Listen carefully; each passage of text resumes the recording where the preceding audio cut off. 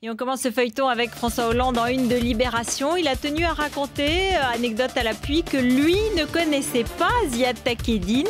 Il y a 15 jours, dans un hall d'aéroport, dit-il, un monsieur est venu me voir. Il m'a demandé « Est-ce que vous me connaissez ?» Non, je suis monsieur Takieddine. Et puis il m'a demandé mon numéro de téléphone et je ne lui ai pas donné. Ziad Takieddine qui doit être entendu demain matin à 9h30 par la brigade financière. François Hollande qui ne connaît pas les intermédiaires mais qui défend Roland Dumas, l'ancien président du Conseil constitutionnel. En 1995, celui-ci avait validé les comptes de campagne d'Édouard Balladur, une indulgence que ne partage pas Lionel Jospin. Les comptes de M. Balladur auraient dû être invalidés, c'est ce qu'il a affirmé aujourd'hui.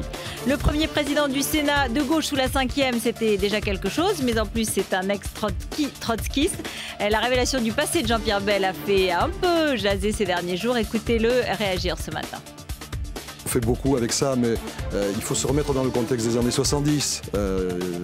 Nous étions là dans une espèce de romantisme collectif. Je crois que j'étais pas vraiment fait pour la Révolution, en fait. Voilà, l'œil de Benjamin à présent sur Nicolas Sarkozy qui a pris une leçon d'histoire de France en terre sévenole aujourd'hui.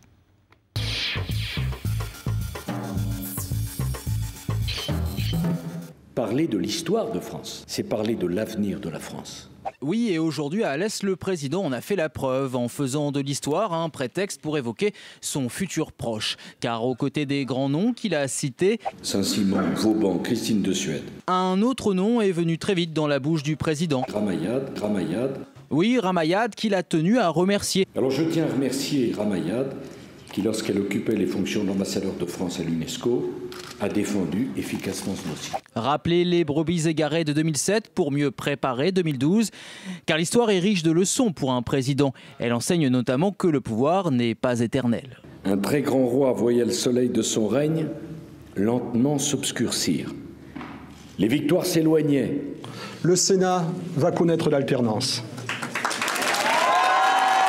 La gloire lui échappait. Et en venant dans les Cévennes, au lieu de la résistance protestante, Nicolas Sarkozy est venu chercher une leçon d'histoire, apprendre à résister au tumulte de la campagne. Et pourquoi vous avez tenu à venir ici?